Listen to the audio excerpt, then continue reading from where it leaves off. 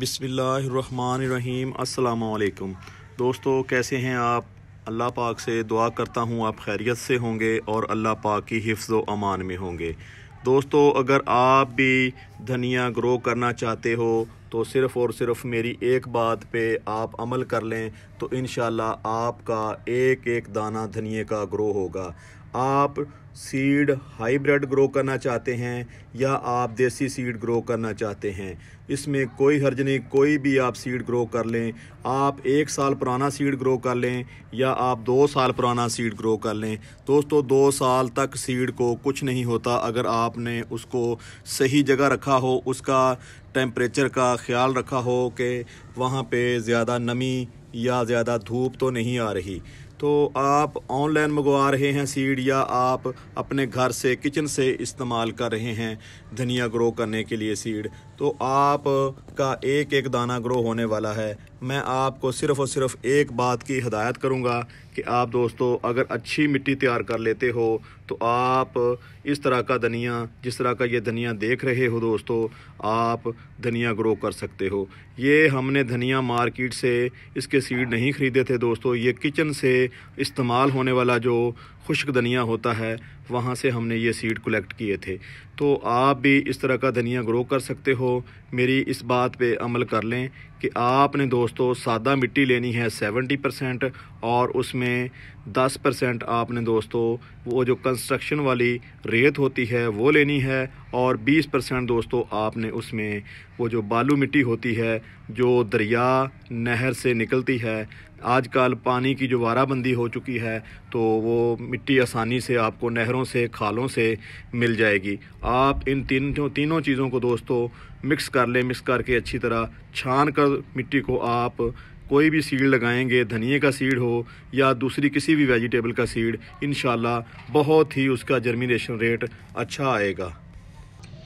दोस्तों, जब आप अपने घर से धनिया का सीड ग्रो करना चाहते हो, मतलब मेरा ये है कि आपने किचन से धनिया का सीड कलेक्ट किया है, तो दोस्तों आप वो होता है पूरा जो गोल होता है यानी कि साबुत धनिया होता है, उसको आप थोड़े से दबाव के साथ 2 हिस्सों में तकसीम कर लें तो इंशाल्लाह आपका वो धनिया भी दोस्तों बहुत ही अच्छा ग्रो होगा, उसका जर्मिनेशन रेट भी बहुत अच्छा आएगा। सिर्फ़ और सिर्फ आपने धनिया ख़रीदते वक्त आपके पास अगर कोई सीड शॉप नहीं है करीब में तो आपने धनिया ख़रीदते वक्त ग्रोसरी स्टोर से सिर्फ उसकी खुशबू चेक करनी है। उसमें अगर स्मेल अच्छी आ रही हो तो ये समझ लें कि वो धनिया पिछले साल का है, यानी कि वो फ्रेश धनिया है। वही मार्केट में आपको सीड के तौर पे लोग फ़रोख्त कर रहे होते हैं, वही मार्केट में पिछले साल वाला धनिया जो है ना सीड के लिए इस्तेमाल होता है। तो आप दोस्तों सिर्फ़ और सिर्फ आप 2 चीज़ें मेरे मुताबिक आप कर लें। एक, आप अच्छी मिट्टी तैयार कर लें जैसा कि मैंने आपसे कहा, और दूसरा, आप जब धनिए को सीड ख़रीदते हो तो उसमें आपको ऑनलाइन सीड मंगवाने की ज़रूरत नहीं है, आपको स्पेशल सीड शॉप पे जाने की ज़रूरत नहीं है, क्योंकि अगर सीड शॉप पे आप जाओगे तो वहाँ से आपको लगता है कि शायद वो सीड इतना अच्छा ना मिले। अगर हाँ आपको तसल्ली है कहीं ऐसी कोई अपना सीड शॉप आपके करीब है कि आप समझते हैं दोस्तों कि सीड से उस शॉप से अच्छे सीड मिलेंगे तो आप ज़रूर वहाँ से ख़रीदें, क्योंकि बाज़ औक़ात सीड शॉप वालों के पास भी सीड पुराने होते हैं तो वो सीड ग्रो नहीं होते। आप ऐसे करियाना स्टोर से, आप ऐसे ग्रोसरी स्टोर से ये जो धनिया के सीड ख़रीदें। मसाला जात यहाँ से मिलते हैं, आपको पता हो कि इनके पास रोज़ माल आता है और रोज़ जो है ना उनकी बिक्री हो जाती है, वो बिक जाता है, तो आप ऐसे ग्रोसरी स्टोर से भी सीड को ख़रीद सकते हैं। दूसरी दोस्तों बात यह है कि जब भी आप धनिया ग्रो करें तो आप जब उसके सीड को ज़मीन पे गिराते हो तो उन सीड को दोस्तों अच्छी तरह जो है ना उसको रखें और जितनी आपको ज़रूरत है आप ज़्यादा सीड उस पर गिराएँ पहली दफ़ा। मतलब मेरा ये है कि बाज़ औक़ात जैसा कि मैंने कहा सीड ग्रो नहीं होते, कोई सीड ख़राब हो जाता है या पीछे से ख़राब आता है, या उसमें ये होता है कि आपने सीड को बोते वक्त उसके ऊपर ज़्यादा मिट्टी दे दी या मिट्टी कम दे दी तो भी सीड दोस्तों ग्रो नहीं होता। तो आप सीड की जो क्वांटिटी है वो ज़्यादा दोस्तों रखें ताकि आपका जर्मिनेशन रेट जो है ना ज़्यादा आए। दोस्तों यहाँ पे आप देख रहे हैं कुछ इसके पत्ते जो है ना इस धनिए के थोड़े से ये ब्राउन ब्राउन से हो रहे हैं। दोस्तों हमने इसको अभी तक काटा नहीं है, इसको इस्तेमाल नहीं किया किचन में हांडी में, तो इसको काटना चाहिए जितनी जल्दी हो सके, क्योंकि इसको जल्दी काटोगे तो नीचे से उतनी ही जल्दी नए जो हैं पत्ते निकलेंगे। दोस्तों जैसा कि मैंने तरीक़ाकार आपको बताया है धनिया ग्रो करने का, इस तरीके के मुताबिक आप सारा साल ही दोस्तों धनिए को ग्रो कर सकते हो। आगे ये जो जनवरी का मिड हो चुका है, तकरीबन आधी जनवरी गुजर चुकी है, अब जो है ना बहारिया जो होता है धनिया ग्रो करने का टाइम आ चुका है।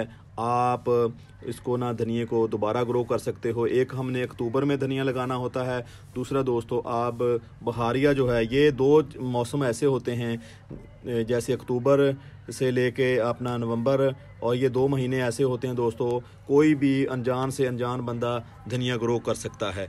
दूसरी बात ये है कि ये जो बहारिया मौसम का धनिया होता है, जो अब दोस्तों लोगों ने इसको ग्रो करना है तो उसका टाइम भी आ चुका है। आप बहारिया धनिया को ग्रो कर सकते हो। स्प्रिंग सीजन का जो धनिया होता है वो उसकी ग्रोथ बहुत अच्छी होती है, क्योंकि इस मौसम में ना तो इतनी सर्दी होती है और ना ही इतनी गर्मी, तो इसकी ग्रोथ बहुत तेज़ी से बढ़ती है। आपने देखा होगा अगर धनिया को आप वहाँ से हार्वेस्ट ना करें तो 2-2 फीट का जो ना साइज़ धनिए का हो जाता है। बहुत ही हेल्दी धनिया आप स्प्रिंग सीज़न में ग्रो कर सकते हो।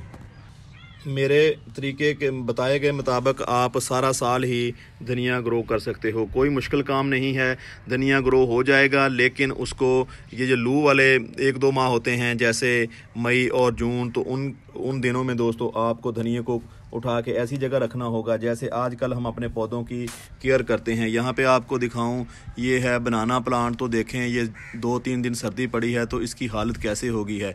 तो मैंने इन दोनों पौधों को, ये 2 हैं, तो इनको उठा के मैंने कमरे में रखा था, तो अब मैंने इसको बाहर निकाला है ताकि ये अंदर पड़े पड़े जो है ना धूप ना मिलने से दोस्तों इनके पत्ते और ज़्यादा ब्राउन हो जाएंगे। तो आप एहतियात करेंगे तो अपने मौसम से बचाएंगे अपने पौधों को मौसम की सख्ती से, तो इंशाल्लाह आपको बहुत ही अच्छे रिज़ल्ट मिलने वाले हैं। कोई भी आप सब्ज़ी ग्रो करेंगे तो आपको बहुत ही अच्छे रिज़ल्ट मिलेंगे। दोस्तों बस थोड़ी सी तकनीक होती है जो कोई भी काम करने के लिए ज़रूरी होती है, तो आप इस बताए हुए तरीके के मुताबिक अमल करें। इंशाल्लाह आपको बहुत ही अच्छा और हेल्दी धनिया मिलने वाला है।